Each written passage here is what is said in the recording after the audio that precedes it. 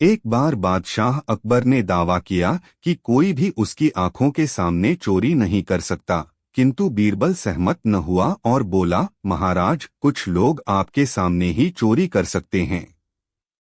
आपकी नाक के ठीक नीचे ही एक दर्जी बिना अपने लिए कपड़ा बचाए कपड़े नहीं सी सकता। उसने यह बात सिद्ध करने के लिए शाही दर्जी को बुलाया और अकबर से कहा, महाराज, हम दर्जी को रानी के लिए ब्लाउज सीने की आज्ञा देते हैं और उस पर नजर रखते हैं।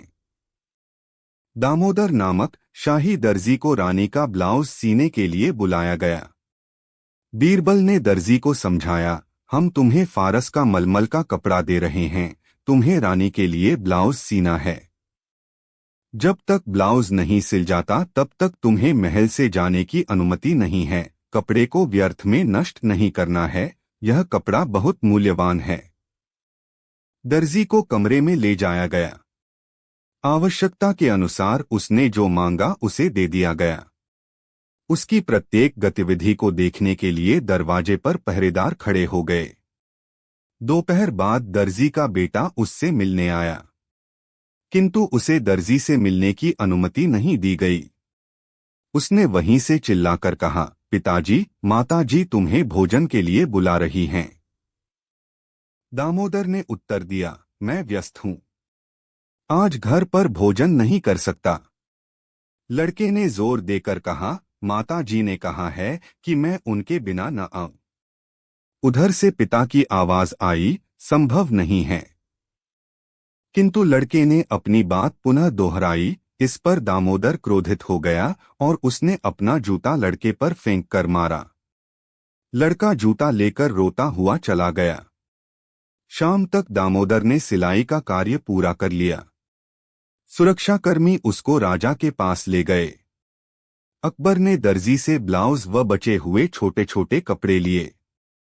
राजा ने उसको धन दे दिया। अकबर बीरबल से बोले, क्या हमने कुछ गलत कहा? दर्जी ने छोटे से छोटा टुकड़ा भी दे दिया। हमारे सामने से कोई चोरी नहीं कर सकता। आप प्रतीक्षा करें और देखें आगे क्या होता है, बीरबल बोला। कुछ दिनों बाद रानी की सेवा करने वाली दासी रानी से बोली, मैंने एक औरत को ऐसे ही कपड़े का ब्लाउज जैसा आपके ब्लाउज का है पहने देखा है। यह जानकर रानी को आश्चर्य हुआ। वह अकबर के पास गई और बोली, स्वामी, जब आपने मुझे यह ब्लाउज उपहार दिया था तब आपने कहा था कि इसकी अपनी एक पहचान है और यह फारस से केवल मेरे लिए मंगाया गया है। राजा ने जवाब दिया, यह सच है प्रिय। फिर मेरी दासी ने दूसरी औरत को ऐसा ही ब्लाउज पहने कैसे देख लिया? क्या यह मेरा अपमान नहीं है? दासी को बुलाया गया और उससे पूछा गया कि क्या वह उस औरत को पहचानती है। दासी ने जवाब दिया, वह दामोदर की पत्नी है। अकबर ने सेवक को तुरंत दामोदर को लाने का आदेश दिया। जब वह आया, राजा चीखा, चोर, तुमने उस मलमल के कपड़े का टुकड़ा चुराया। दर्जी राजा के पैरों में गिर गया और क्षमा की भीख मांगने लगा। अकबर ने पूछा, तुमने पहरेदार के वहां होने के बावजूद कपड़ा कैसे चुराया? कपड़ा दर्जी के द्वारा अपने बेटे पर फेंके गए जूते में था। मैं सच बोल रहा हूं न? श्रीमान बीरबल दर्जी से पहले ही बोल पड़ा। दर्जी ने सहमति प्रकट की। दर्जी को दंड दिया गया और बीरबल को इनाम। बीरबल की प्रसिद्धि देश में चारों ओर फैल चुकी थी। वह देश का सम्मानित व्यक्ति हो गया था। लोग उससे सुझाव लिया करते थे। किंतु कुछ ऐसे भी लोग थे जो बीरबल को पसंद नहीं करते थे। वे उसे बदनाम करने का पूरा प्रयत्न करते थे किंतु असफल रहते थे। उन्होंने निश्चय किया कि बीरबल की हत्या के पश्चात ही बीरबल से छुटकारा पाया जा सकता है। उन्होंने एक योजना बनाई। एक अभिनेता को बहुत सा धन दिया। उसे अकबर और मंत्रियों के सामने मंच पर नाटक खेलना था। नाटक का बहाना करते हुए बीरबल पर आक्रमण करके उसकी हत्या करनी थी। अभिनेता अकबर के पास गया और बोला, हे महाराज, मैं एक कुशल अभिनेता हूँ। मेरा अभिनय देखते समय लोग यह भूल जाते हैं कि यह नाटक चल रहा है। कृपया मुझे अपनी प्रतिभा दिखाने का अवसर प्रदान करें। अकबर नाटक की कहानी सुनना चाहते थे। अभिनेता ने समझाया, यह एक गरीब किसान की कहानी है। अकबर ने नाटक के मंचन की आज्ञा दे दी। बीरबल को अभिनेता के इरादे पर संदेह हुआ। उसे लगा कि अभिनेता उसकी हत्या करना चाहता है। इसलिए बीरबल ने अपने लिए 2 अंगरक्षक नियुक्त कर लिए। जिस दिन नाटक का मंचन होना था, महल के आंगन में बहुत से लोग जमा हो गए। अभिनेता किसान की भूमिका निभा रहा था। वो जीवन की समस्याओं से उकता चुका था। उसके घर में न खाने को था न पीने को। उसके जानवर भूख और प्यास से मर रहे थे। वह राजा के पास मदद मांगने आता है, लेकिन राजा के सिपाहियों ने उसे राजा से मिलने नहीं दिया। क्रोधित, निराश और उदास होकर वह अपने हाथ में एक बड़ा सा चाकू ले लेता है और गुस्से में बीरबल की ओर तानकर उसके पीछे जाता है। बीरबल के अंगरक्षक उसे बचा लेते हैं। अकबर बादशाह सब दर्शकों सहित अभिनेता से बड़ा प्रभावित होते हैं। अभिनेता को इनाम दिया जाता है। बीरबल को पता लग गया कि यह नाटक मात्र उसकी हत्या के लिए खेला गया था, जिसे केवल एक दुर्घटना समझा जाता। बीरबल उस अभिनेता के पास गया और बोला, तुम वास्तव में एक महान कलाकार हो। क्या तुम इस प्रकार की भूमिका हर नाटक में कर सकते हो जो बिल्कुल वास्तविक सी हो? अभिनय मेरा व्यवसाय है। मैं अपने जीवन को प्रत्येक भूमिका में रख सकता हूँ। अभिनेता ने जवाब दिया। बीरबल मुस्कराया और बोला, तब मेरे पास एक कहानी है जिसे कोई भी तुमसे बेहतर अभिनय में नहीं ढाल सकता। मैं चाहता हूँ कि तुम उस नाटक का मंचन करो। यह कहानी एक ऐसे व्यक्ति के संबंध में है जो अपनी पत्नी से अत्यधिक प्रेम करता है। अचानक उसकी पत्नी एक अज्ञात बीमारी से मर जाती है। उस औरत का पति इतना दुखी हो जाता है कि वह उसकी चिता में कूद पड़ता है और इस प्रकार वह अपनी पत्नी के प्रेम को दर्शाता है। अकबर को भी यह कहानी बहुत पसंद आई और कहा, इस प्रकार के नाटक हमें अवश्य करने चाहिए। हम ऐसी घटनाएं तो बहुत देख चुके हैं जिसमें पत्नी अपने पति की मृत शरीर की चिता पर कूद पड़ती है, किंतु हमारी इस कहानी में पति अपनी पत्नी की मृत्यु के बाद उसकी चिता पर कूद पड़ता है और अपने प्राणों की बलि दे देता है। बीरबल ने सुझाव दिया कि नाटक बाहर प्रस्तुत होना चाहिए। बाहर चिता बनाना आसान भी रहेगा, जिससे नाटक वास्तविक लगे। मृत्यु के पश्चात वह दिन आ गया जब नाटक आरंभ हुआ। अपनी पत्नी की मृत्यु पर अभिनेता रोने लगा। वह इतना रोया कि दर्शकों की आंखों में आंसू भर आए। उसकी पत्नी का मृत शरीर चिता में पड़ा था। अभिनेता ने चिता में आग लगाई। जब उसकी बारी चिता में कूदने की आई कि आग इतनी भयानक हो गई थी कि वह भयभीत हो गया। वो अभिनेता जो किसी भी दृश्य को वास्तविकता की तरह अभिनय करना चाहता था, अब बीरबल के पैरों गिर पड़ा और बोला, कृपया मुझे माफ कर दो। मैं इस दृश्य में अभिनय नहीं कर सकता। जिन लोगों ने बीरबल की हत्या की योजना बनाई थी वह लज्जित हो गए। बीरबल के पास इतनी शक्ति थी कि वह उन्हें पहले भी पकड़ सकता था। इस प्रकार बीरबल ने फिर सिद्ध कर दिया कि किस प्रकार अपनी समझबूझ और बुद्धिमानी से स्थिति को संभाला जा सकता है। एक बार अकबर ने बीरबल को बेवकूफ बनाने की सोची। इससे पहले जब कभी भी अकबर ने बीरबल को छकाने का प्रयास किया था, तब उन्हें मुंह की खानी पड़ी थी। इसलिए अकबर ने अपने इस प्रयत्न में मंत्रियों और दरबारियों को भी शामिल कर लिया था।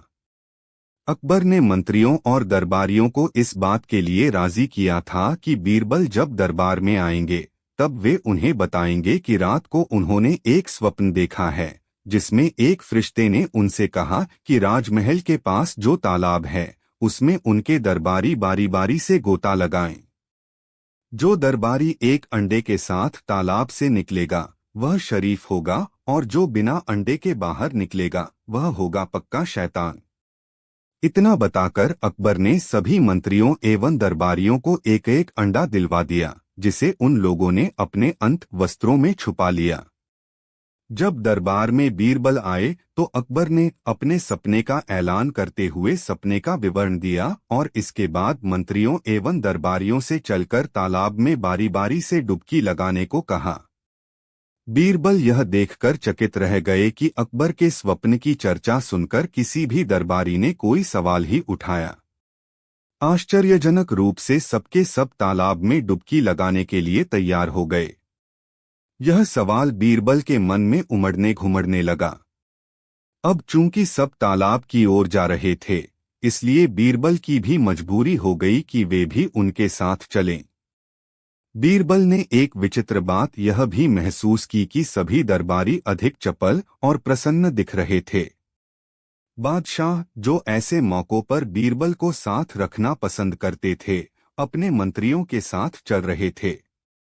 इस भीड़ में बीरबल खुद को अकेले पा रहे थे। तालाब के किनारे पहुंचने के बाद अकबर के बैठने की व्यवस्था हुई। बादशाह के तख्त के पास टोकरी भी रख दी गई। थोड़ी ही देर में तालाब के आसपास का नजारा बदल गया। एक एक करके दरबारी तालाब में उतरते, डुबकी लगाते और हाथ में अंडा लिए बाहर निकलते। वे अंडे को बादशाह के पास रखी टोकरी में रखकर तख्त के दूसरी तरफ दरबारियों के लिए बनाए गए स्थान पर जाकर बैठ जाते। सभी मंत्रियों और दरबारियों ने डुबकी लगा ली थी। सबके सब अंडे के साथ तालाब से बाहर आए थे। अंत में अकबर कहा, बीरबल, अब तुम भी डुबकी लगा ही लो। बीरबल का मस्तिष्क तेज गति से काम कर रहा था। उन्हें विश्वास हो चला था कि इस डुबकी लगाने वाले खेल में बादशाह भी शामिल हैं, वरना अनेक धूर्त मंत्रियों और कुटिल दरबारियों के हाथ में तो अंडे नहीं आते। यह सब सोचते हुए बीरबल तालाब में उतरे, डुबकी लगाई, लेकिन हाथ में अंडा नहीं आया। बीरबल तालाब से निकलते निकलते एक निर्णय पर पहुंचे और जोर से बांग दी। वे बांग देते देते ही बादशाह के पास पहुंचे। अकबर ने उन्हें खाली हाथ आया देखकर पूछा, बीरबल, तुम बिना अंडे के? बीरबल ने फिर से जोरदार बांग लगाई और कहा, जहांपना, आपकी अंडा देने वाली मुर्गियों के बीच मैं ही तो एकमात्र मुर्गा था। अब मेरी बात का भरोसा न हो तो आप भी पानी में उतरकर आजमा लें।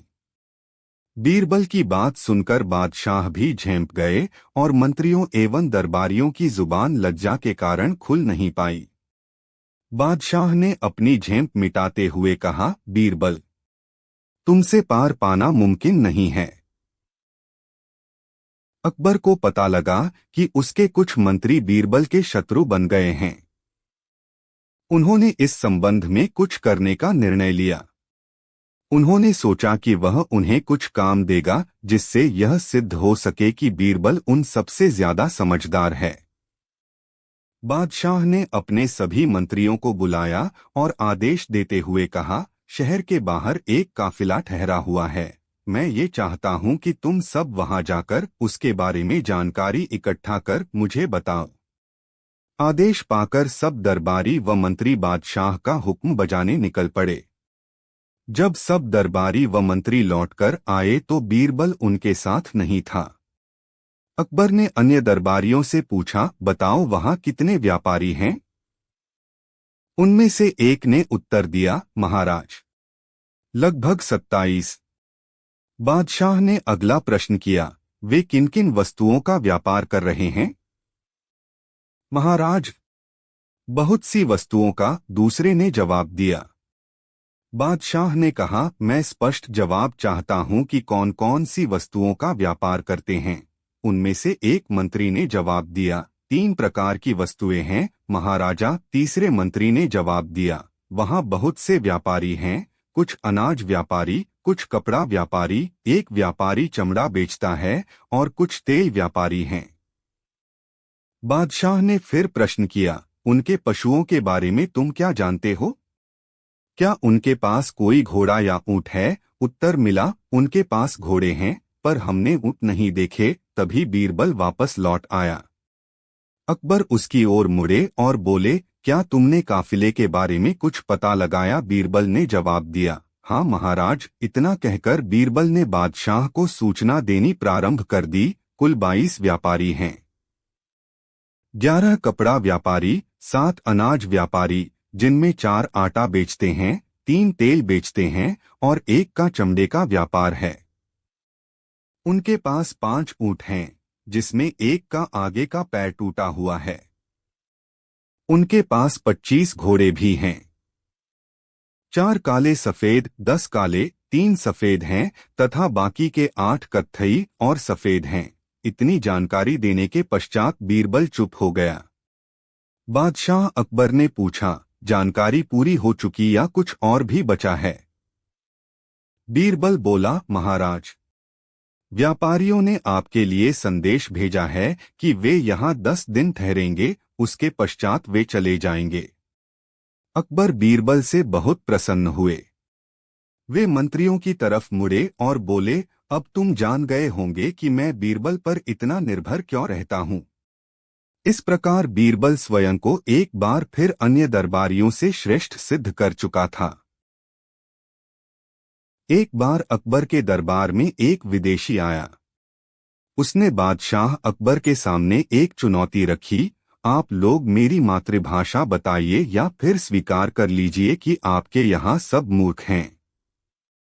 दरबारियों ने उससे अलग अलग भाषाओं में प्रश्न किए। हर भाषा में उसने सही उत्तर दिए। वह हर भाषा इतनी अच्छी तरह बोलता था कि जैसे वही उसकी मातृभाषा हो। इसलिए कोई भी दरबारी उसकी मातृभाषा का पता नहीं लगा सका। अंत में उसने अकबर बादशाह से कहा, मैं अपनी मातृभाषा मालूम करने के लिए आपको 7 दिन का समय देता हूं। कहिए, स्वीकार है? अकबर ने बीरबल की ओर देखा। बीरबल ने इशारे से हामी भर दी। अकबर ने विदेशी से कहा, हमें आपकी बात स्वीकार है। विदेशी एक धर्मशाला में ठहरा दिया गया। रात को जब वह सो गया तो बीरबल वहां पहुंचे।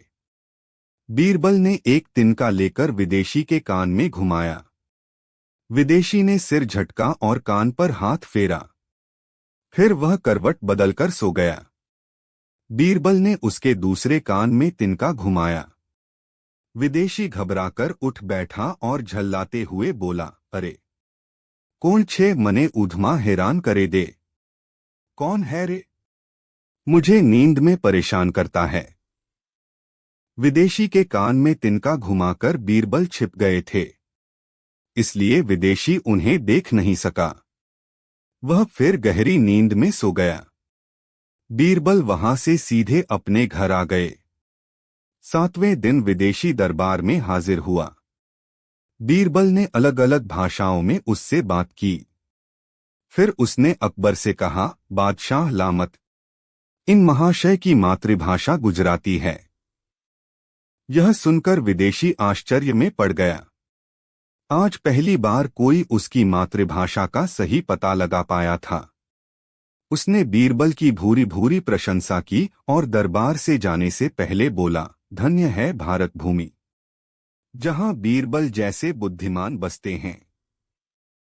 उसके जाने के बाद अकबर ने पूछा, बीरबल, इतना कठिन कार्य तुमने किया कैसे?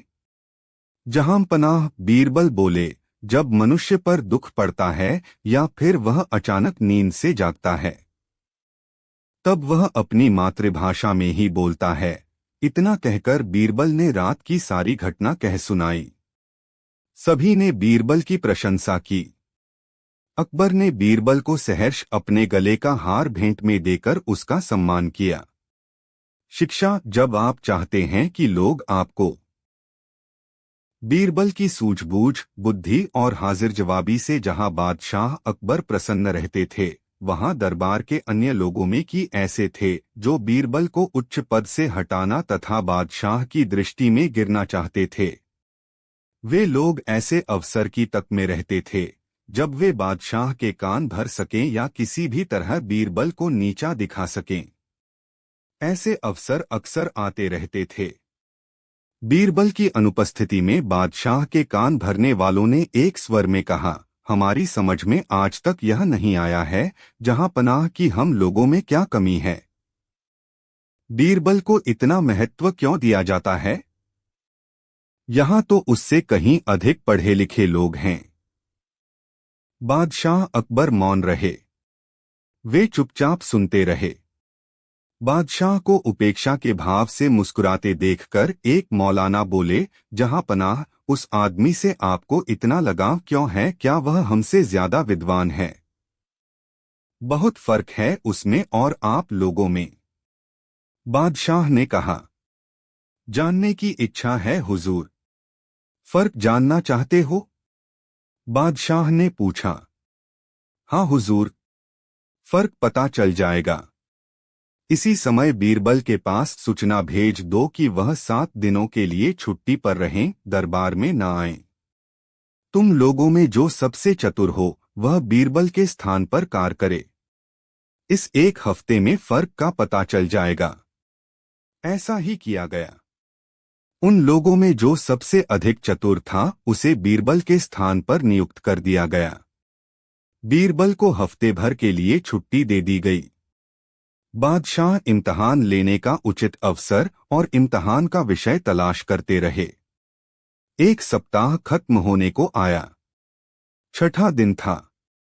बादशाह ने दरबारियों को एकत्र कर उनके द्वारा चुने गए उस तुर मौलाना से कहा, हमारे महल के पिछले हिस्से में कुतिया के बच्चों की सी आवाजें आती रहती हैं।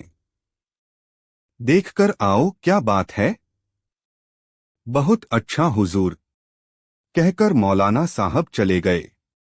वे थोड़ी देर बाद लौटे तो बादशाह ने मुस्कुराकर पूछा, क्या देखा?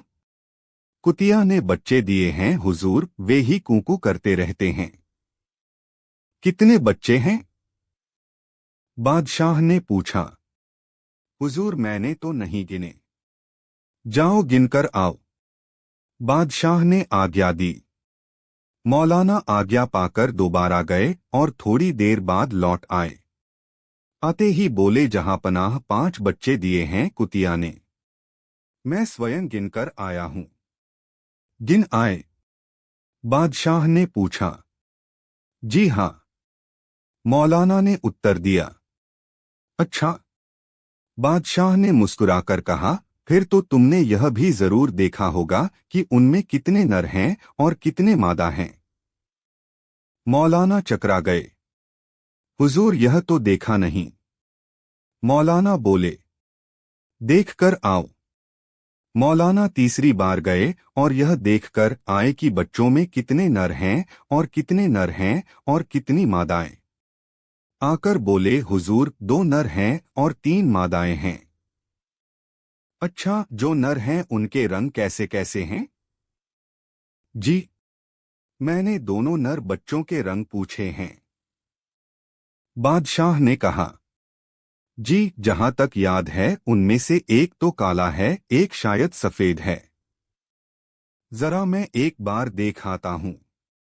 और मौलाना चौथी बार गए। आकर बताया कि एक नर काला सफेद है और दूसरा बादामी। मादाओं में से 2 काली और 1 बादामी है। बैठ जाइए, बादशाह ने कहा। मौलाना बैठ गए। अब बीरबल को यहां बुलवाया जाए। बीरबल ने आते ही कहा, हुजूर, अभी तो 1 दिन और बाकी है, मैं परसों अपने आप ही आ जाता। जरूरी काम है, इसलिए बुलवाया है। बादशाह बोले। सेवा बताएं। बीरबल ने पूछा। हमारे महल के पिछले भाग में अजीब सी आवाजें आती हैं, जैसे कभी कुतिया भौंकने की, कभी कुतिया के बच्चों के कूकू करने की तो कभी गुर्राने की। देखकर आओ, माजरा क्या है, जरा जल्दी लौटना। अच्छा जहांपना। बीरबल चले गए। बीरबल जब लौटे तो बादशाह ने प्रश्न किया, क्या बात है? कुतिया ब्याई है जहांपना। उसी के बच्चे कूकू करते हैं। कुतिया गुर्राती या भौंकती रही होगी रात को, कोई बात नहीं है। वहां कितने बच्चे हैं? 5 बच्चे हैं। उनमें नरमादा कितने हैं? 2 नर, 3 मादाएं। रंग किस प्रकार का है? एक नर काला सफेद, दूसरा बादामी। मादाएं 2 काली और 1 बादामी है। बीरबल का उत्तर सुनकर बादशाह प्रसन्न हो गए। उन्हें इस बात पर गर्व था कि एक बुद्धिमान व्यक्ति उनके साथ रहता है। अपनी प्रसन्नता दबाए हुए वे बोले, तुम लोग समझ गए होगे कि तुम में और बीरबल में क्या फर्क है। क्यों मौलाना जी? मौलाना का सिर शर्म से झुक गया। जिस काम को वह 4 बार में कर सका था और 2-2.5 घंटा लगाए थे, उसे बीरबल ने एक ही बार में केवल आधा घंटे में कर दिया था।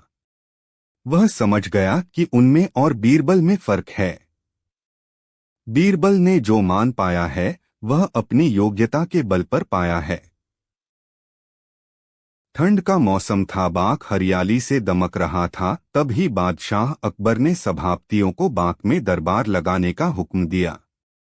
हुक्म की तालीम हुई और पूरा दरबार, अकबर और बीरबल बाग में बैठे।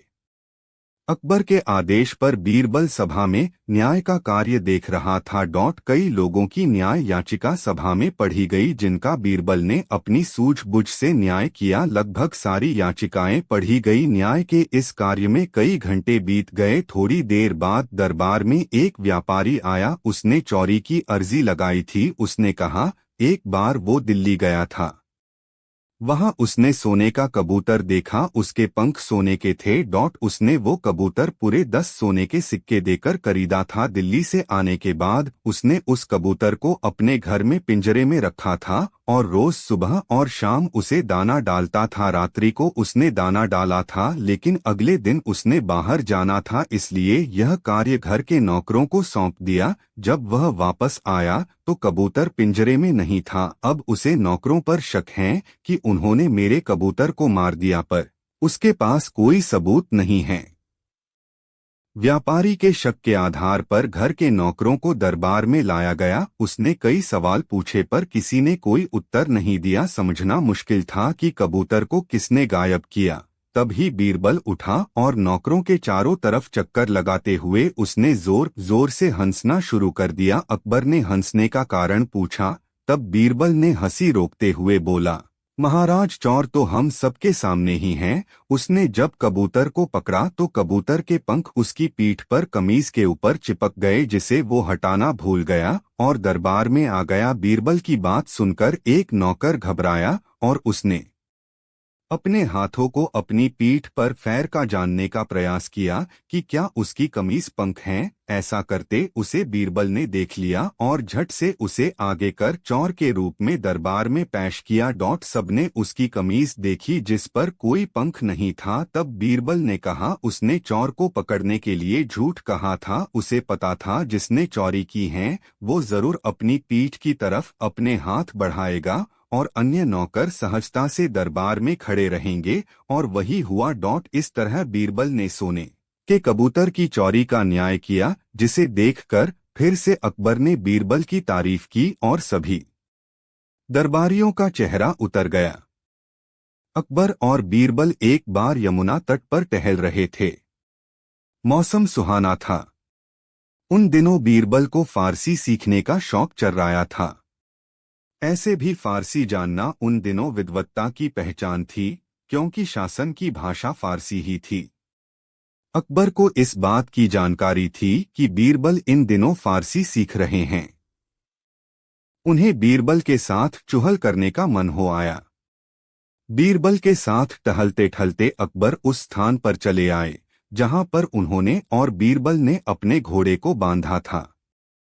बीरबल को बादशाह के घोड़ों के पास आने का मतलब यही समझ में आया कि अकबर अब महल की वापसी के लिए तत्पर हैं, इसलिए वे भी अपने घोड़े के पास चले गए और उसे खोलने लगे।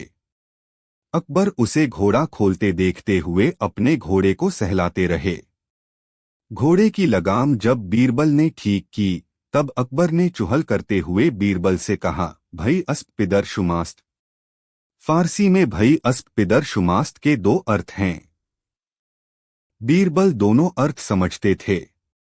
इसका पहला अर्थ है यह घोड़ा तुम्हारे बाप का है, और दूसरा अर्थ है यह घोड़ा तुम्हारा बाप है। बीरबल ने जब अकबर के मुंह से यह द्व्यर्थी संवाद सुना तो मुस्कराते हुए बहुत विनम्रता से बोले, दात हुजूरस्त। फारसी में इस वाक्य के भी दो अर्थ हैं। पहला अर्थ है हुजूर का ही दिया हुआ है, और दूसरा अर्थ है हुजूर का दादा है। बीरबल के मुंह से अपने द्व्यर्थी संवाद का द्व्यर्थी जवाब सुनकर अकबर झेंप गए।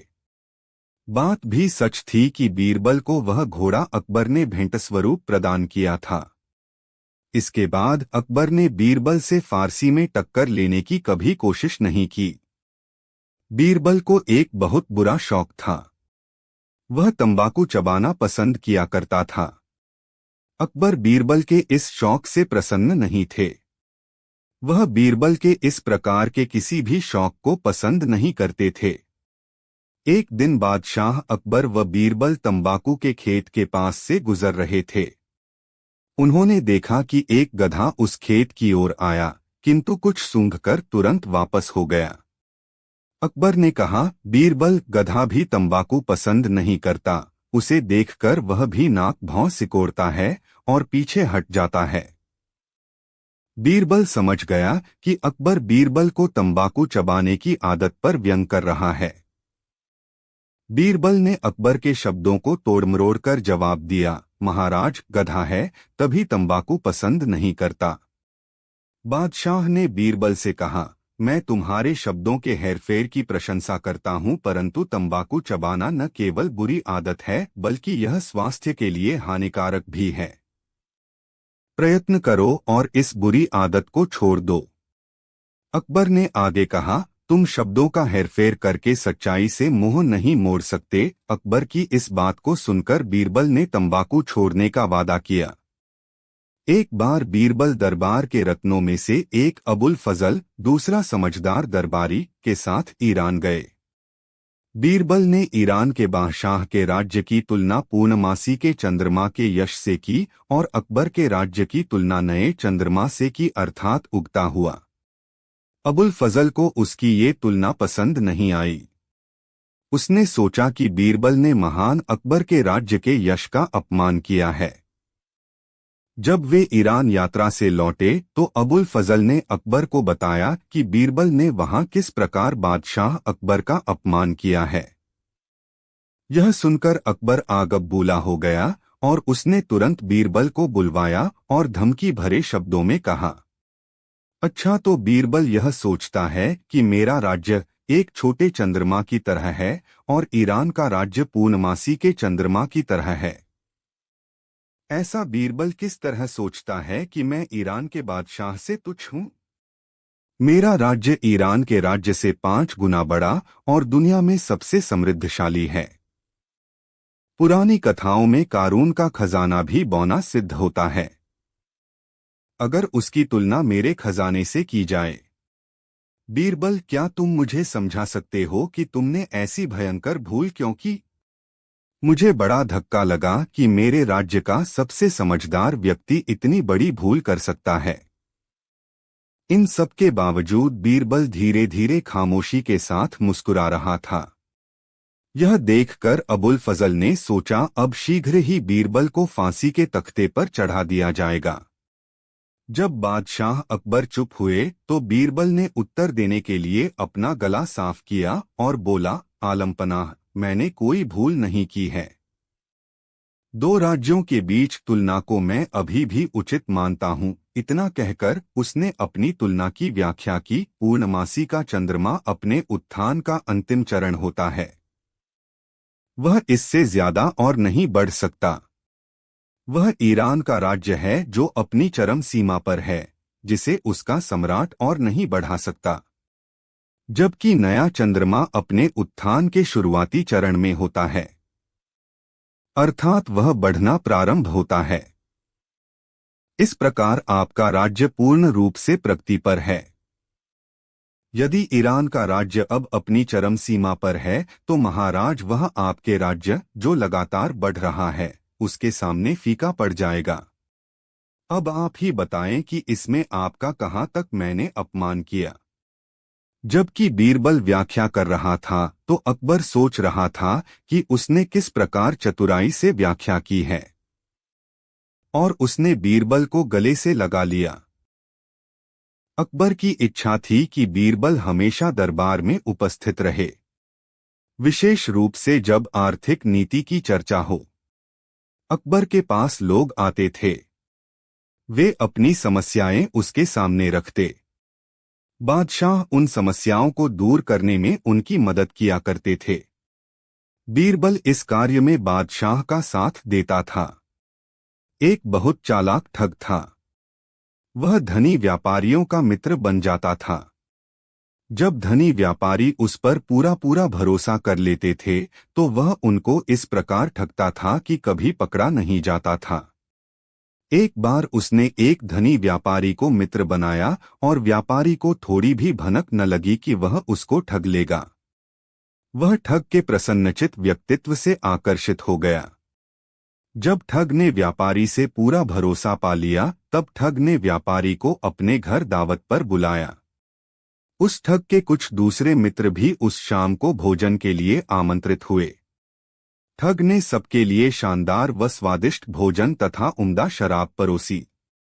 आनंदमयी भोजन के पश्चात वे अपने अपने घर लौट गए। अगले दिन ठग उस व्यापारी के घर गया और उस पर घर से हीरा चुराने का आरोप लगाते हुए कहा, मुझे वह हीरा नहीं मिला जो उसी कमरे में रखा था जहां तुम बैठे थे। व्यापारी हक्का बक्का रह गया। उसने कोई भी हीरा चुराने से इनकार करते हुए कहा कि उसने तो हीरा देखा तक नहीं। जब बात न बन पाई तो वे बादशाह अकबर के दरबार में गए। बादशाह के सामने ठग ने दावा किया उसके पास गवाह हैं जिन्होंने व्यापारी को हीरा चुराते देखा था। पूरी कहानी सुनने के पश्चात अकबर बीरबल की ओर मुड़कर बोले, क्या तुम बता सकते हो कौन दोषी है? बीरबल ने कहा, महाराज मुझे सोचने का मौका दीजिए। कुछ क्षण पश्चात बीरबल ने एक नौकर से चिकनी मिट्टी मंगाई। तत्पश्चात उसने मिट्टी को 2 भागों में बांटा और एक एक भाग दोनों गवाहों को दे दिया। फिर उन्हें अलग अलग कमरों में ले जाया गया और प्रत्येक को बताया गया कि उन्हें मिट्टी का ऐसा ही आकार तैयार करना है जैसा चुराए गए हीरे का आकार था। अब प्रत्येक गवाह के पास मिट्टी का एक एक ढेर था, किंतु उन्होंने कभी हीरा नहीं देखा था। उन्हें झूठी गवाही के लिए रिश्वत दी गई थी। पहला गवाह एक नाई था। उसे अपने पिता के शब्द याद आ गए, नाई के लिए उसका उस तरह ही हीरा होता है। उसने जल्दी से मिट्टी के ढेर को उस तरह के आकार में बदल दिया। दूसरा गवाह दर्जी था। उसने कल्पना करने की कोशिश की कि हीरा कैसा होता है, लेकिन उसकी समझ में न आया कि हीरा कैसा होता है। काफी सोचने पर उसे उसकी माँ की बात याद आई कि उसकी माँ कहा करती थी कि एक दर्जी के लिए एक सूनी इतनी कीमती होती है जितना कि हीरा। उसने मिट्टी से सूई का आकार बना दिया। जब दोनों ने अपना कार्य कर लिया तो उन्हें अकबर के पास लाया गया। उन्होंने अकबर को दिखाया कि चुराया हुआ हीरा कैसा दिखता था, एक उस तरह के जैसा और एक सुई के जैसा। बीरबल बोला, यह साबित हो गया है कि इन्होंने कभी हीरा नहीं देखा और हम जान गए हैं कि झूठ कौन बोल रहा है। और फिर अकबर ने ठग को जेल की हवा खिलाने। बीरबल अपनी चालाकी से बादशाह को बारंबार नीचा दिखाया करता, जिससे वह बीरबल से हमेशा शर्मिंदा रहता था। एक दिन बादशाह ने बीरबल से बदला लेने का विचार किया। अच्छे अच्छे वैज्ञानिकों और कारीगरों से सम्मति लेकर अपने रहने के कमरे में एक ताक इस ढब का बनवाया कि जिसके जरिए बीरबल को धोखा दिया जा सके। उसमें कोई ऐसी वैज्ञानिक वस्तु लगा दी गई थी कि जिस पर हाथ रखते ही उससे चिपक जाता था। एक दिन बादशाह अपने कमरे में बैठा हुआ पुस्तकावलोकन कर रहा था। इसी समय बीरबल भी आ पहुंचा। बादशाह बीरबल को देखकर मन में बड़ा प्रसन्न हुआ। प्रगट में बोला, बीरबल, जरा उस ताक पर का सेव तो लेते आना, उसके लिए मैं बड़ी देर से इंतजार कर रहा हूँ। सेव पहले से इसी अभिप्राय से रखा गया था, जिससे बीरबल का हाथ आसानी से उस वैज्ञानिक ताक में फंसाया जा सके। संदेह हो जाने पर बीरबल हाथ में आने वाला आसानी नहीं था। आज्ञा पालन कर बीरबल सेव लेने के अभिप्राय से ताक पर अपना हाथ बढ़ाया। सेव पर पहुंचने से पहले ही उसका दाहिना हाथ उस ताक से चिपक गया। तब बीरबल ने अपना दूसरा हाथ पहले हाथ को छुड़ाने के अभिप्राय से लगाया। वह भी उसी में फंस गया। बीरबल बहुत घबराया और मारे लज्जा के उसका सिर नीचा हो गया। बादशाह ने विचार किया कि बीरबल अभी तक नहीं आया, ताक में फंसकर घबराता होगा, इसलिए उसे छुड़ाना चाहिए। वह टहलता हुआ उसके पास गया और बीरबल को ताक में फंसा हुआ देखकर बोला, क्या खूब! मेरी चीजें बराबर चोरी जाया करती थीं, परंतु मुझे चोर का पता नहीं चलता था। आज सौभाग्यवश चोर की गिरफ्तारी हो गई है। जाओ बीरबल, तुम्हारा यह पहला कसूर समझकर माफी देता हूँ, लेकिन फिर कभी ऐसा काम न करना। बीरबल इस घटना से बड़ा लज्जित हुआ और उसके मुख से कोई जवाब न निकला। तब बादशाह ने अपने राजगीरों को आज्ञा देकर उसका हाथ छुड़वा दिया।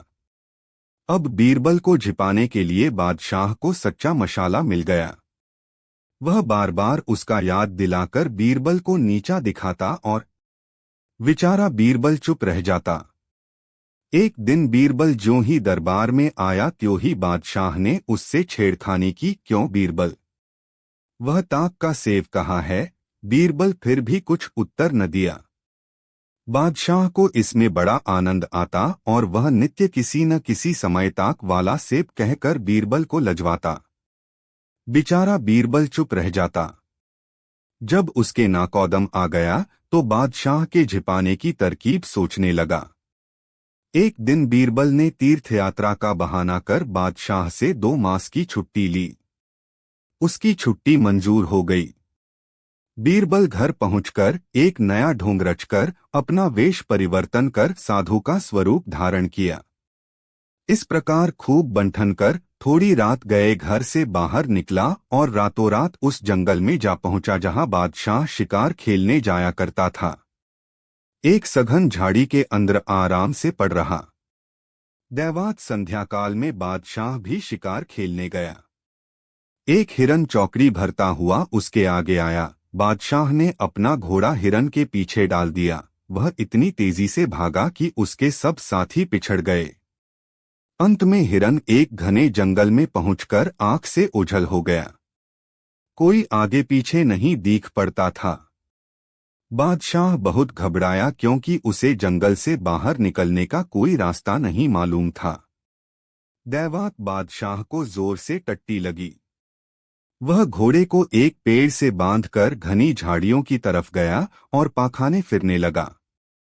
एक भयानक भेषधारी राक्षस रूप, काला भुषुंड, बाल बढ़ाए, बड़े बड़े दांत आगे को निकाले विहंगम डीडौल का दिखलाई पड़ा। वह डांकता कूदता तथा उछलता हुआ दहाड़ने लगा। थोड़ी देर बाद वह बादशाह के समीप आ पहुंचा और अपनी तेज आंखों से घूर कर बोला, तू बड़ा प्रजापीड़न करता है, अतएव आकर मेरा भक्ष बन। उसका इतना कहना था कि बादशाह एकदम भयकातर हो गया और कांपता हुआ उस देव से बोला, हे देव, मैं आपके सामने प्रतिज्ञा करता हूं कि आज से फिर प्रजा को कभी न सताऊंगा। आप कृपा कर मुझे जीता जागता छोड़ दीजिए। तब उस देव से अधिक कुछ करते न बना और बादशाह से कहा, अब तेरे प्राण बचने का एकमात्र यही साधन है कि तू मेरे जूतों को अपने सिर पर रखकर 1 फरलांग मेरे साथ चले, अन्य कोई उपाय मेरे पास नहीं है। यदि जान बचाना चाहता है ता आगे आ।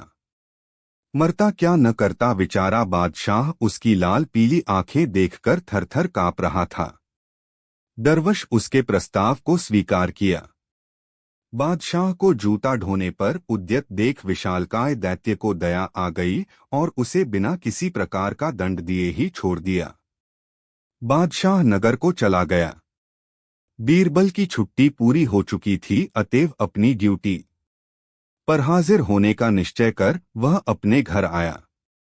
जब बादशाह को विदित हुआ कि बीरबल तीर्थाटन कर लौट आया है तो एक दूत उसे बुलाने को भेजा। बीरबल बादशाह के बुलावे पर तुरंत दरबार में हाजिर हुआ और अदब से सलाम कर अपनी जगह पर जा बैठा। बादशाह को अब भी पहली बात की ढक सवार थी। वह बोला, बीरबल ताक पर का सेव। बीरबल ने उत्तर दिया, जी हुजूर पाखाने वाला देव। बीरबल के इस उत्तर से बादशाह की आंखें खुल गई और वह अपने किए पर शर्मिंदा हुआ। उसी दिन से सवाल का जवाब पाकर फिर उसने बीरबल से सेव की बात कभी न छेड़ी। कालांतर में उसे विदित हो गया कि जंगल वाला देव और कोई न था बल्कि वह बीरबल की होकरतूत थी। अतएव देव का भ्रम जो उसके हृदय में समा गया था वह क्रमशः जाता रहा और दिन सानंद बीतने लगे।